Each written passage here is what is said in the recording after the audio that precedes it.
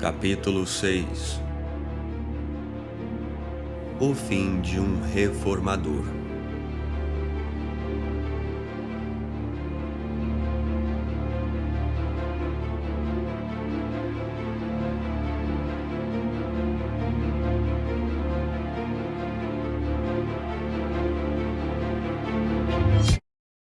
Assim que a sua biografia foi publicada, em fevereiro de 2000, Putin deixou de ser o jovem democrata reformador que Berezovsky havia concebido. Agora ele era o delinquente, transformado em governante com mão de ferro. Assim, acho que nem os autores da sua imagem se deram conta dessa mudança. Uma pessoa que jamais teria imaginado a transformação pública de Putin, de democrata em impulso forte, era Sobchak. Os dois tinham em comum a antipatia pelos processos democráticos, mas no começo dos anos 1990, a adesão declarada aos princípios democráticos era o preço do ingresso na vida pública e na boa vida. Bem no início da década, membros das novas elites empresarial e política estavam desmantelando o velho sistema pelos quatro cantos da Rússia. Sem dúvida alguma, e aparentemente sem qualquer remorso, apoderavam-se de nacos desse sistema e os redistribuíam. Ao mesmo tempo, os mais ousados também estavam articulando a criação de um novo sistema e mudando com ele. Pessoas como Mikhail Khodorkovsky, um funcionário da Komsomol que virou banqueiro e também empresário da área petrolífera, Mikhail Prokhorov, um revendedor de roupas que virou magnata dos metais e investidor internacional, e Vladimir Guzinski, um importador que virou banqueiro e magnata da mídia. Foram empresários que se fizeram por conta própria, lançando mão de esquemas escusos. Mas à medida que a sua visão de mundo ia se expandindo e as suas ambições iam crescendo na mesma proporção, assumiram a postura não apenas de homens de negócios, mas também de filantropos, líderes cívicos e visionários. Com essa perspectiva mais ampla, passaram a investir dinheiro e energia na construção de um novo sistema político. Como Putin, Sobchak tinha horror desse novo sistema, e foi por isso que, à diferença do que aconteceu com a maior parte dos aliados de primeira hora, ele permaneceu ao lado do prefeito depois do golpe fracassado de 1991, do escândalo de corrupção em 1992 e da dissolução da Câmara Municipal em 1993. Não sei ao certo por que Sobchak, que tivera um breve, mas intenso caso de amor com políticos democratas, tinha ficado com tanto ódio dos métodos democráticos. Acho que, como bom megalômano, ficava profundamente magoado sempre que as coisas não saíam do jeito que ele queria, e com a própria competição política, com a própria possibilidade da discordância. Além disso, ele tinha Putin sempre a seu lado, sempre tentando persuadi-lo das desvantagens do sistema democrático. Foi ele, por exemplo, que convenceu Sobchak e manipulou alguns dos membros da Câmara Municipal a instituir o cargo de prefeito da cidade. Se não fosse assim, declarou Putin aos seus biógrafos, o professor de direito poderia ser destituído a qualquer momento por esses mesmos membros da Câmara Municipal. A sua própria oposição à reforma democrática não era menos pessoal que a do prefeito, mas era muito mais profunda. Como a maioria dos cidadãos soviéticos da sua geração, Putin nunca foi um idealista político. Os seus pais podem ter acreditado ou não num futuro comunista para o mundo todo, no triunfo final da justiça para o proletariado, ou em qualquer outro desses clichês ideológicos que já estavam desgastados enquanto ele crescia. A sua relação com esses ideais foi algo que nunca lhe passou pela cabeça. O jeito como se referiu aos jovens pioneiros, grupo de que jamais participou em criança, ao Komsomol ou ao Partido Comunista, ao qual foi filiado enquanto a instituição existiu, deixa claro que ele nunca atribuiu nenhum significado particular ao fato de pertencer a essas organizações. Como outros membros da sua geração, Putin substituiu a crença no comunismo, que já não parecia mais plausível ou sequer possível, pela fé nas instituições. A sua lealdade era para com a KGB e o império a que ela servia e que devia proteger, a União Soviética. Em março de 1994, Putin compareceu a um evento da União Europeia em Hamburgo, durante o qual haveria um discurso do presidente estoniano Lennart Meri. No início da Segunda Guerra Mundial, a Estônia, bem como as duas outras repúblicas bálticas, tinham sido anexadas pela União Soviética, que as perdeu para os alemães e conseguiu recuperá-las em 1944. Os 3 estados bálticos foram os últimos a serem incluídos no Império Soviético e os primeiros a se emancipar, em boa parte porque havia ali uma população que ainda se lembrava dos tempos pré-soviéticos. Meri, o primeiro governante democraticamente eleito da Estônia em meio século, tivera parte ativa no movimento de liberação do seu país. Naquela ocasião, discursando em Hamburgo, ele se referiu à União Soviética como os ocupantes. E quando isso aconteceu, Putin, que estava sentado na plateia entre alguns diplomatas russos, se levantou e saiu da sala. Foi impressionante, declarou um de seus colegas de São Petersburgo, que se tornaria o presidente da Comissão Federal Eleitoral Russa sob a presidência de Putin. A reunião estava sendo realizada no Salão dos Cavaleiros, cujo teto tem 10 metros de altura e o piso é todo de mármore. Ele saiu andando no meio do mais absoluto silêncio, e cada passo que dava ecoava sob aquele teto. Para coroar a cena, a imensa porta com ferragens se fechou às suas costas com um estrondo formidável.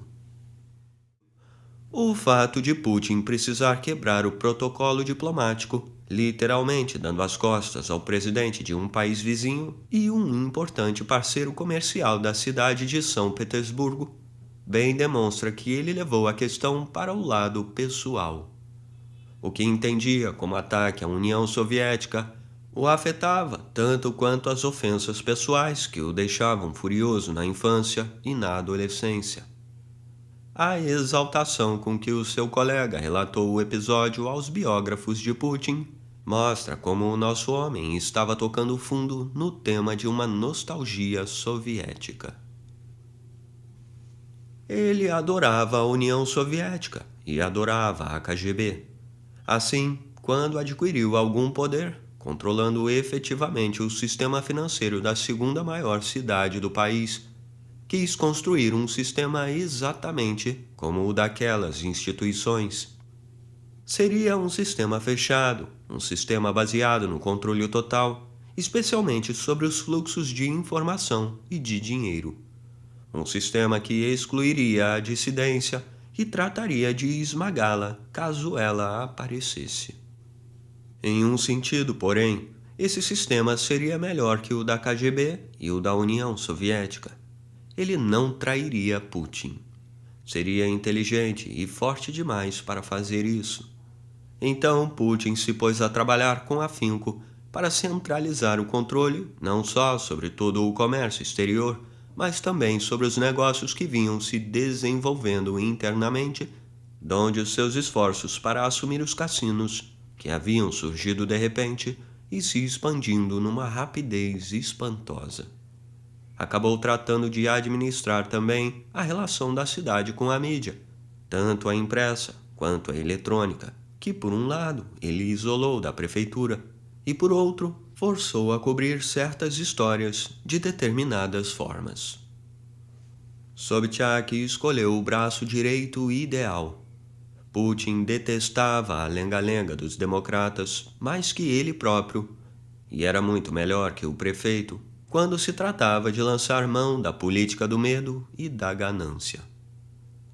Políticos como Sobchak são geralmente os últimos a saber que o seu brilho já se extinguiu. Quando se candidatou à reeleição em 1996, a cidade o detestava.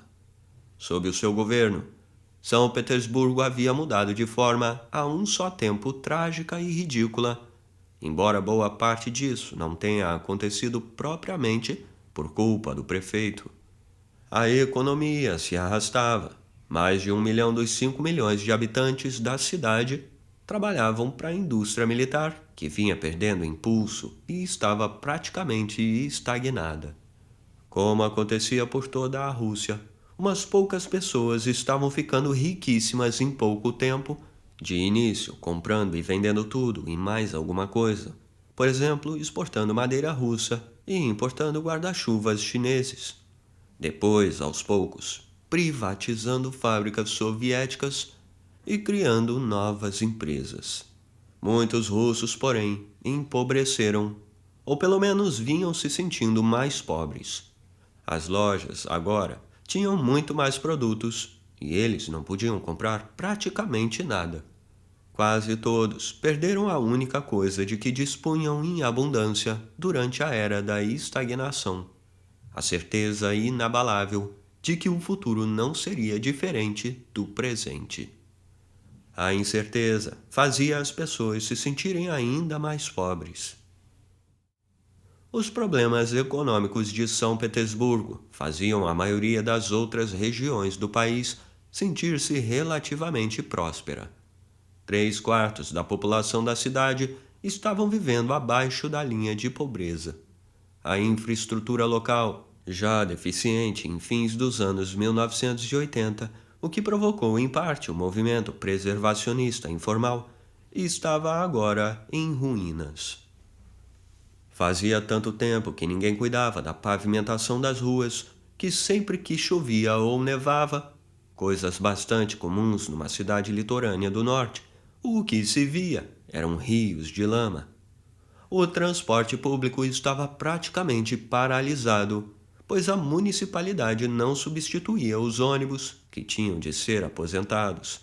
Numa cidade inteiramente composta de grandes prédios de apartamentos, elevadores funcionando tinham se tornado uma raridade.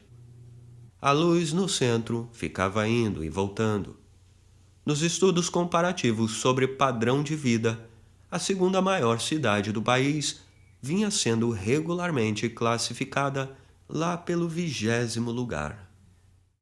Contra esse pano de fundo, Sobchak insistia em manter a imagem do político desenvolto, sofisticado, sempre cuidadosamente bem apresentado, de braço dado com a esposa loura. Ele circulava de limusine, cercado de guarda-costas. Alexander Bogdanov, um jovem ativista pró-democracia, relembra uma ocasião em que foi destratado pelo prefeito. Foi em 1991, 2 meses antes do golpe fracassado, no primeiro dia da Revolução, na Rússia pós-comunista. Havia um concerto na praça do palácio. Ninguém sabia se deveríamos festejar ou lembrar aquela data como um dia trágico. Então haveria uma manifestação à tarde e um baile à noite. Enquanto isso, Sobchak e sua mulher Ludmila Narusova davam um banquete no Palácio Tavrichesky com ingressos pagos. 500 rublos por pessoa. Antes da hiperinflação, essa quantia era descomunal. E lá estávamos nós, andando em volta do local do baile, com faixas onde se lia: um dia de tragédia nacional. Parecendo e nos sentindo uns idiotas. De repente eu disse: sabem de uma coisa? Por que estamos aqui perdendo tempo? Vamos para o Palácio Tavrichesky, onde tem o maior banquete. Quando chegamos, eles estavam justamente entrando no carro. Sobchak de casaca e Narusova com um vestido lindíssimo e usando na cabeça um chapéu que era uma espécie de turbante. O prefeito tinha um guarda-costas que viria a ser o chefe da segurança de Putin e que tinha a estúpida mania de se aproximar quase xingando, dizendo coisas como: você me dá nos nervos, saia daqui, desapareça, Estou de saco cheio de você. Então, virei-me para Sobchak e perguntei: por que o seu guarda-costas vive me tratando desse jeito? Quem respondeu foi Ludmila Borisovna Narusova, exclamando: e por que você está sempre bancando o idiota? Sobchak, que estava entrando na limusine, todo descontraído, todo cheio de pose, me disse: cale a boca, foi o povo que me elegeu. Vou me lembrar dessa frase para o resto da vida. Isso é que ele era, um grandíssimo snob. Como vice de Sobchak, Putin exerceu os cargos que a tradição soviética destinava aos homens da reserva ativa da KGB. Além de ser responsável pelo comércio exterior, ele também tratava de controlar o fluxo de informação que entrava e saía do governo. Yuri Boldriev, o tesoureiro-chefe de Yeltsin, que tentava em vão dar continuidade à investigação de Sali, foi senador por São Petersburgo de 1994 a 1995. Nenhuma única vez durante esse período me permitiram aparecer ao vivo na televisão de São Petersburgo, relatou ele anos mais tarde. Só depois que deixei de ser senador é que pude falar ao vivo. Mesmo assim, os âncoras ficaram me interrompendo o tempo todo e, afinal, acabei não dizendo nada. Sempre que eu ia a São Petersburgo atrás de uma história, a primeira pessoa que procurava era Anna Charogradskaya. O seu escritório ficava na Nevsky Prospect, bem na esquina da rua da estação ferroviária, e ela sabia de tudo. Dirigia um centro de imprensa independente e arranjava lugar para a realização de coletivas de imprensa para qualquer pessoa que estivesse pretendendo realizar uma, inclusive para aqueles que seriam recusados em qualquer outro local da cidade. Conhecia todo mundo e não tinha medo de ninguém. Na época em que a União Soviética desmoronou, estava beirando os 60 anos. E lembrava de um tempo em que as coisas eram muito mais assustadoras. Certa feita, Charogradskaya organizou uma coletiva que revelou uma prática corrente da administração de Sobchak: pôr escutas nos escritórios de jornalistas e de políticos, mesmo daqueles que trabalhavam para o governo. Muita gente sabia ou desconfiava que era o que acontecia, mas só o jornal local em língua inglesa, administrado e redigido por expatriados, ousou divulgar a história. Charogradskaya sempre acreditou que Putin, em boa parte responsável pelas relações entre a prefeitura e a imprensa, fosse o coordenador dessa operação. Ainda de acordo com as práticas da KGB, a informação que chegava a Sobchak passava por um trabalho minucioso de edição. Esse foi, de certo, um dos motivos que o levaram a não perceber como tinha se tornado impopular.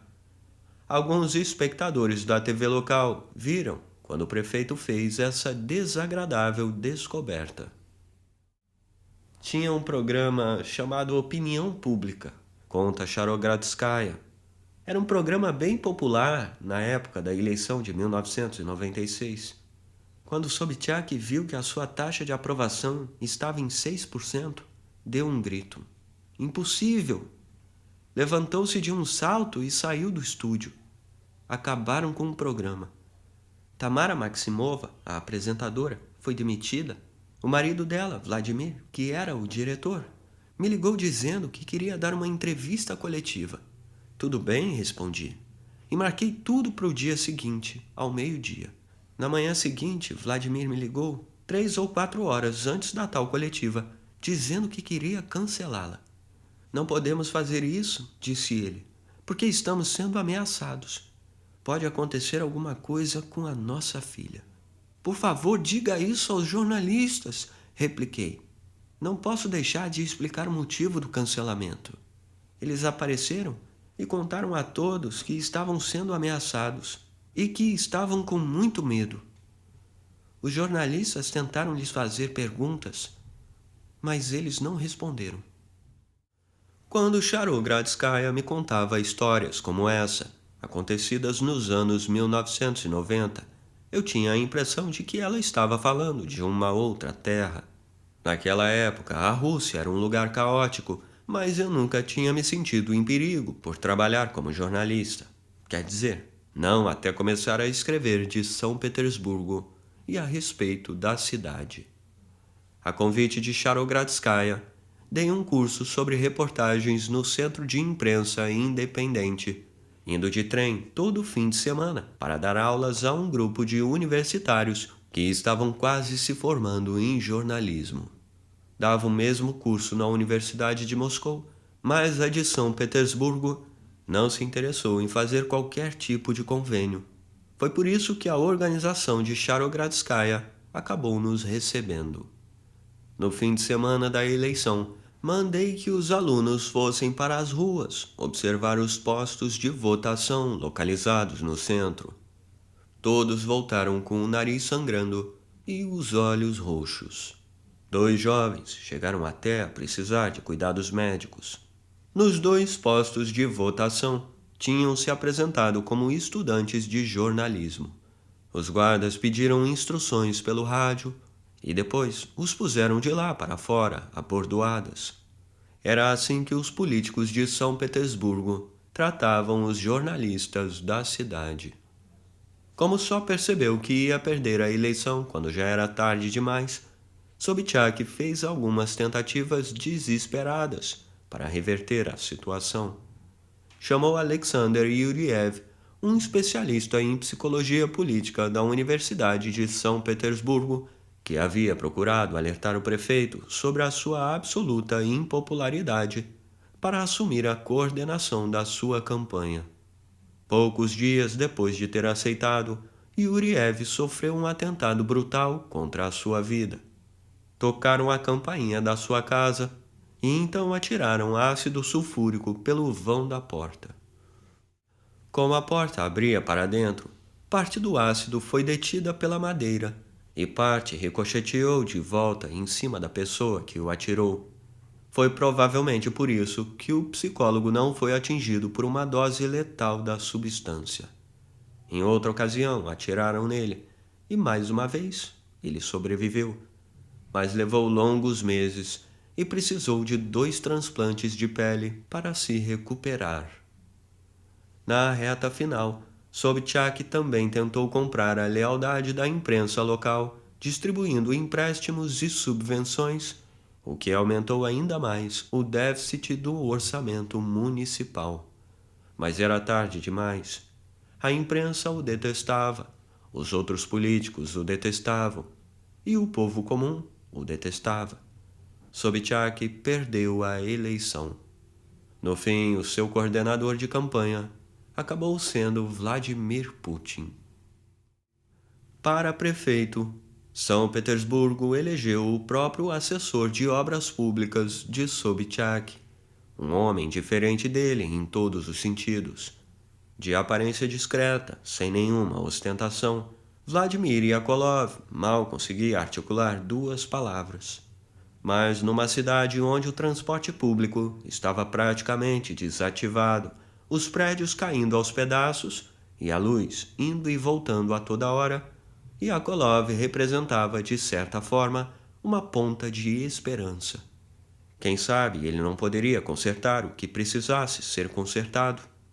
Ou, no mínimo, não mentiria a esse respeito. Na verdade, o novo prefeito não conseguiu consertar os males de que sofria São Petersburgo. A cidade continuou empobrecendo, tornando-se mais suja e mais perigosa. 4 anos depois, porém, Yakolov se reelegeu com facilidade porque a população ainda combatia o tão odiado fantasma do seu ex-prefeito.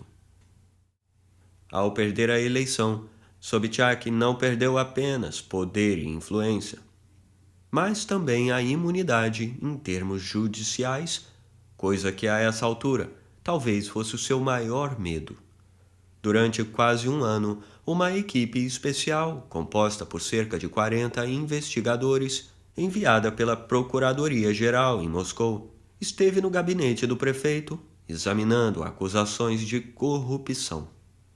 Uma pessoa, um empresário do ramo imobiliário, já tinha sido presa e estava testemunhando contra as autoridades locais.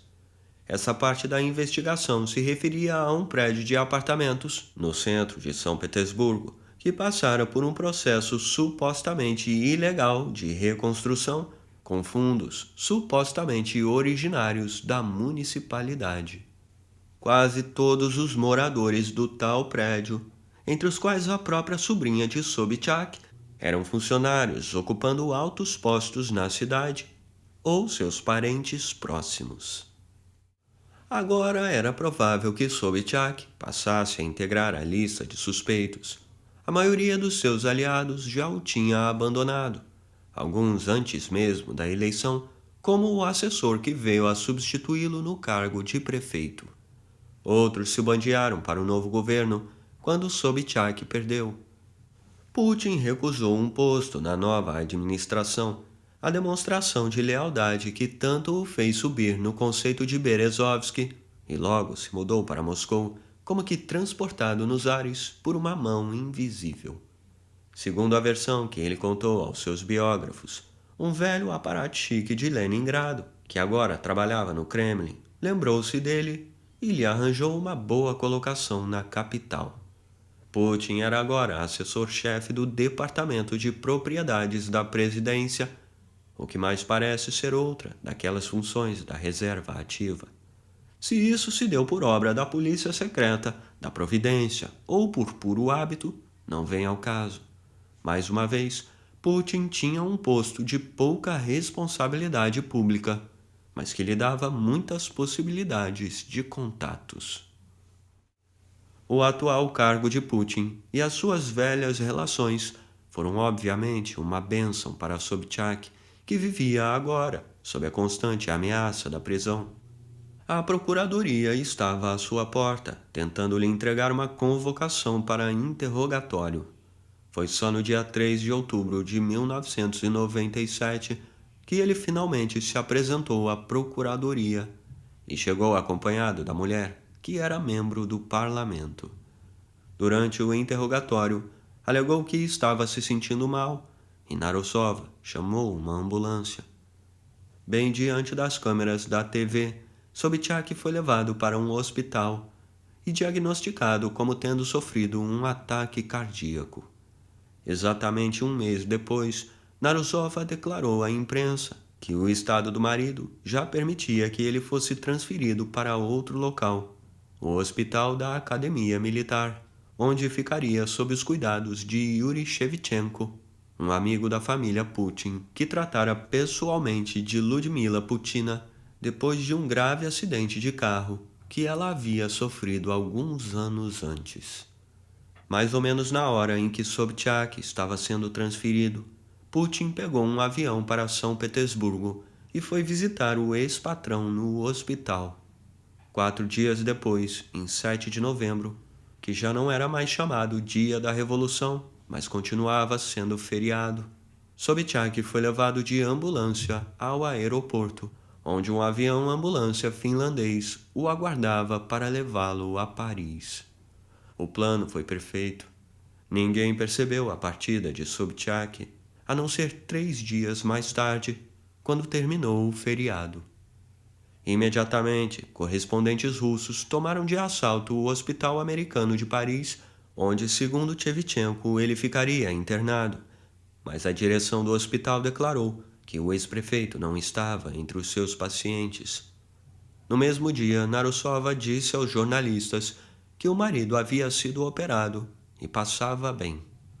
Nesse meio tempo, autoridades do aeroporto informaram que Sobchak parecia perfeitamente bem quando embarcou. A ambulância parou direto na pista e, contrariamente a todas as expectativas, ele saiu andando, na verdade, quase correndo, até o avião. Sobchak começou então a levar uma vida de emigrado em Paris. Ficou hospedado na casa de um russo, seu conhecido. Passeava muito pela cidade, Ocasionalmente fazia alguma conferência na Sorbonne e escreveu um livro de memórias em que se apresenta como um homem que foi traído várias vezes. O título era Dezenas de Facas nas Minhas Costas. Yuri Shevchenko foi nomeado ministro da Saúde da Rússia em junho de 1999, assim que Putin deu início à sua súbita ascensão ao poder nacional. O que o próprio Putin estava fazendo no Kremlin? O seu novo cargo tinha toda a aparência de ser uma sinecura. Ele teve tempo de escrever e defender uma tese, objetivo que tinha estabelecido quando foi trabalhar na Universidade de Leningrado 7 anos antes. Estranhamente, a sua tese não foi sobre direito internacional, como ele havia planejado, mas sobre economia dos recursos naturais. E, em vez de defendê-la na universidade, preferiu o quase desconhecido Instituto Montanha, em São Petersburgo. 9 anos depois, um pesquisador do Instituto Brookings, de Washington, resolveu estudar aquela tese. Disse que o que encontrou foram umas 16 páginas de texto e nada menos que 6 gráficos, literalmente copiados de um livro norte-americano. Putin nunca admitiu a existência de qualquer acusação de plágio. Fossem quais fossem as efetivas responsabilidades de Putin no Kremlin, a sua influência devia ser considerável. Ocupava um posto-chave e tinha conexões importantes, mas ao mesmo tempo não era uma pessoa pública. É perfeitamente possível que tenha sido por isso que a equipe especial da Procuradoria nunca conseguiu encontrar muita coisa contra o ex-prefeito e seus aliados mais próximos. As 3 autoridades que, indiciadas pelo caso, foram absolvidas e os promotores foram tratar de outros assuntos. Por certo, o fato de o próprio ex-prefeito estar bem longe e não ter testemunhado contribuiu bastante para esse desfecho. Encorajado pela ascensão meteórica de seu ex-assessor, Sobchak resolveu dar por encerrado o seu exílio em Paris e voltar para a Rússia no verão de 1999. Vinha cheio de esperanças e mais cheio ainda de ambições.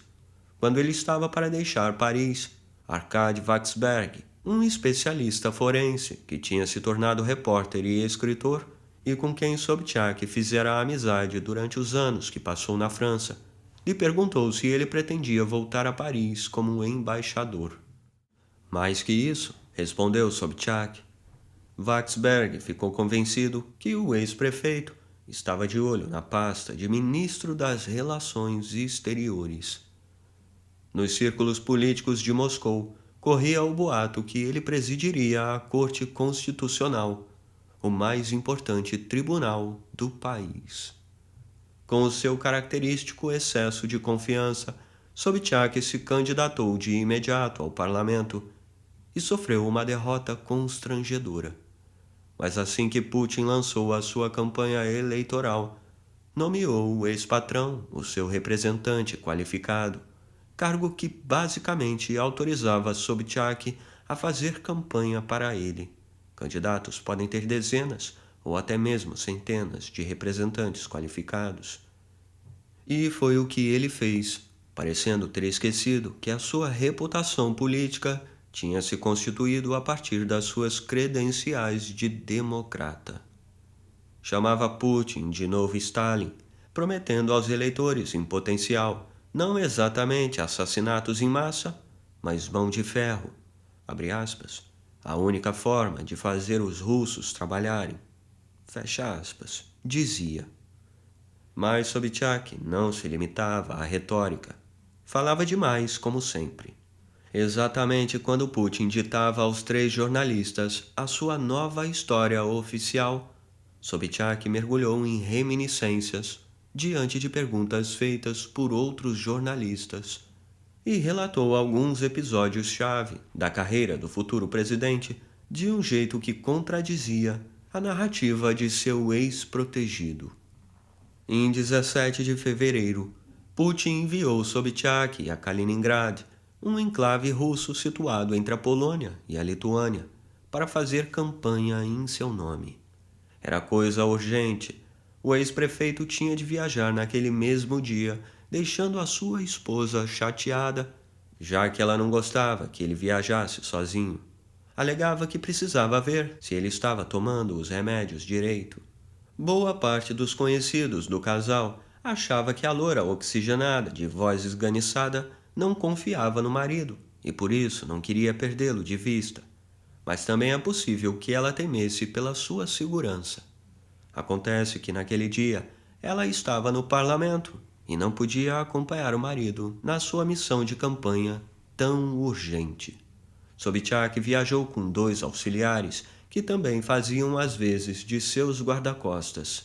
No dia 20, ele morreu num hotel de uma cidade balneária, nos arredores de Kaliningrad. Jornalistas locais logo apontaram algumas estranhas circunstâncias envolvendo a morte de Sobchak. A mais importante foi o fato de haverem realizado 2 autópsias no seu corpo, uma em Kaliningrad e outra em São Petersburgo, no hospital militar dirigido por Yuri Shevchenko, o mesmo médico que havia colaborado na articulação da sua fuga para Paris. Mesmo sendo ministro da Saúde da Rússia, Shevchenko não deixara o seu cargo naquele hospital. A causa oficial da morte foi um fortíssimo, mas natural, ataque cardíaco. Apesar disso, 10 semanas após a morte de Sobchak, a promotoria de Kaliningrad abriu investigação sobre um possível caso de assassinato premeditado com agravantes. 3 meses depois, a investigação foi encerrada sem qualquer resultado. No funeral do ex-prefeito, realizado no dia 24 de fevereiro, em São Petersburgo, Putin, sentado ao lado da viúva e da filha do falecido, parecia genuinamente abatido. Mostrou-se muito sentimental, como aliás sempre o viram os espectadores de televisão na Rússia. Na única declaração que deu naquele dia, ele disse: "O falecimento de Sobchak não é apenas uma morte, mas uma morte violenta, o resultado de uma perseguição."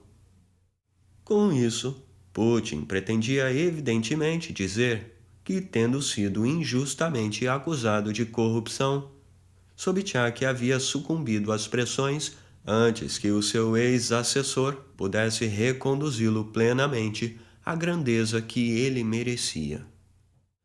Em Paris, Arkady Waksberg decidiu investigar por conta própria a morte do seu conhecido. Nunca tinha sido amigo íntimo, nem mesmo um grande admirador do arrogante político russo, mas era um repórter investigativo com experiência forense e um faro incrível para uma boa história. Foi Waksberg quem descobriu o detalhe mais desconcertante envolvendo aquele episódio. Os 2 mistos de auxiliares e guarda-costas, ambos jovens, em boa forma física, tiveram de ser medicados por apresentarem leves sintomas de envenenamento logo após a morte de Sobchak. Essa era a marca registrada dos matadores de aluguel. Diversos secretários ou guarda-costas adoeceram da mesma forma quando os seus patrões foram assassinados. Em 2007, Waksberg lançou um livro sobre os envenenamentos políticos na União Soviética e na Rússia. Nessa publicação, ele aventava a teoria de que Sobchak teria sido morto em virtude de um veneno posto na lâmpada da mesinha de cabeceira. Assim que a luz fosse acesa, a substância esquentaria e se espalharia pelo ambiente. Essa era uma técnica desenvolvida na União Soviética. Poucos meses depois que o livro foi publicado, o cargo de Waksberg explodiu na garagem do seu prédio em Moscou, mas ele não estava dentro dele.